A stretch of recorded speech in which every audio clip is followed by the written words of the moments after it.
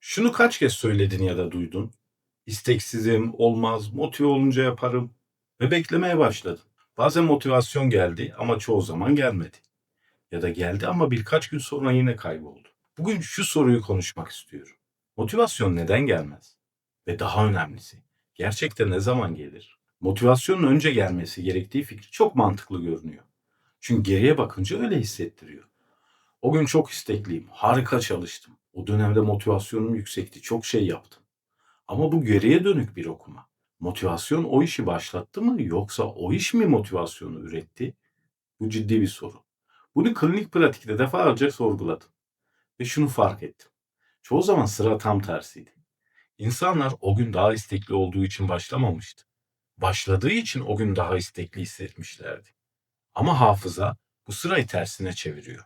Ve bu tersine çevirme motivasyonu bir başlangıç koşulu gibi kodluyor zihinleri. Bunun ilginç tarafı şu. İnsan zihni neden sonuç ilişkilerini her zaman doğru okumuyor. Birçok psikolojik araştırmada insanlar davranışlarının nedenlerini açıklarken sonradan anlam üretmeye eğilimli bulunuyor.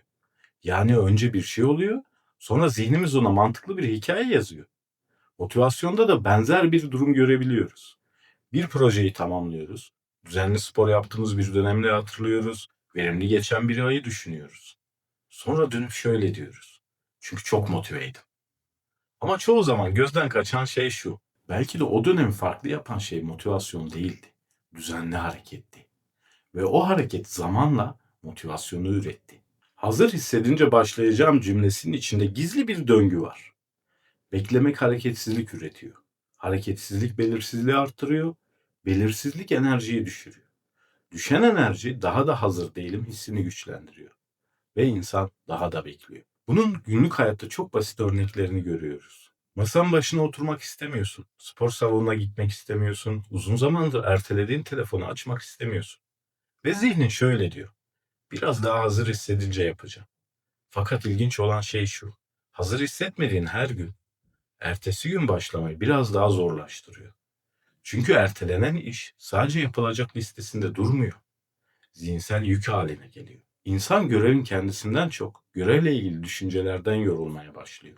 Bazen bir e-postayı yazmak 3 dakika sürecekken onu düşünmek 3 hafta sürebiliyor. Bu döngüyü danışma odasında yıllar içinde çok gördüm. Tembel insanlarda değil, aksine çok isteyen, çok düşünen, çok planlayan insanlardı. İsteksizlik değildi sorun, başlangıç sırasıydı. Motivasyonu koşul olarak koyanlar bu döngüye giriyordu. Ve bu döngü başlamayı giderek daha zor hale getiriyordu. Peki ne değiştiriyor bu durum? Pratikte şunu gördüm. İsteksizce küçük, hatta bu ne işe yarayacak diye düşünerek başlayanlar farklı bir şey yaşıyordu. İlk birkaç dakika zor, direnç gerçek. Ama devam edince bir şey değişiyor. Çünkü beynimiz belirsizliği sevmez. Yeni bir işe başlamadan önce zihnimiz çoğu zaman o işi olduğundan daha büyük ve daha maliyetli tahmin eder. Ama davranış başladıktan sonra elimizde artık tahmin değil, veri vardır. Örneğin bir yazı yazmaya başlayacaksın. Başlamadan önce 1 saat sürecek gibi hissedebilirsin. İlk paragrafı yazdıktan sonra ise durum değişir. Beyin artık hayali bir görevle değil, gerçek bir görevle karşı karşıyadır. Ve çoğu zaman gerçek görev zihnin korktuğu kadar ağır değildir. Bu yüzden birçok insan en zor kısmın çalışmak değil, çalışmaya başlamak olduğunu söyler. Ve haklılar, gayet de dürüstler. Çünkü direnç çoğu zaman eylemin içinde değil, eylemden öncedir. Eylem beyne bir sinyal gönderiyor. Bu tehlikeli değil, tanıdık. Ve beyin o eylemi tanıdıkça küçük bir geri bildirim döngüsü kuruyor. Hareket, küçük bir sonuç, devam etme isteği. İşte motivasyon bu döngünün kendisi. Ama bu döngünün kurulabilmesi için önce başlamak gerekiyor. Beklemek bu döngüyü başlatmıyor. Hareket başlatıyor. Yani motivasyon bir kaynak değil, bir sonuç. Ona ulaşmanın yolu beklemek değil. Küçük, somut, hatta isteksiz bir başlangıç. Bu yüzden davranış değişimi üzerine çalışan birçok araştırmacı, büyük dönüşümlerin küçük başlangıçlarla ilişkili olduğunu vurgular. Çünkü insan davranışı çoğu zaman büyük kararlarla değil, tekrarlanan küçük hareketlerle şekillenir.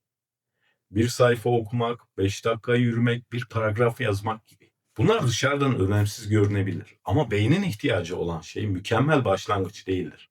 Hareketin başladığına dair kanıttır. Ve çoğu zaman motivasyon o kanıtın ardından gelir. Geçen hafta şunu konuştuk. Bilgi tek başına değiştirmiyor. Çünkü döngü kurulmamış. Bu hafta döngünün nasıl başladığına baktık. Hareketle. Önümüzdeki hafta bu döngünün neden bazen hata karşısında kapandığını konuşacağız. Ve o kapanmanın ardında ne olduğunu. Belki de kendine uzun zamandır haksızlık yapıyorsun. Belki sorun isteksizlik değildi. Belki sorun başlamadan önce motive hissetmen gerektiğine inanmandı. Ve bu ikisi aynı şey değil. Bugün seninle bırakmak istediğim şey şu. Motivasyonu bekleme hissi gerçek ama o his başlamamak için bir sebep değil. Çoğu zaman motivasyon başladıktan sonra geliyor. Şimdi onu en küçük parçasından başlatmanın tam zamanı.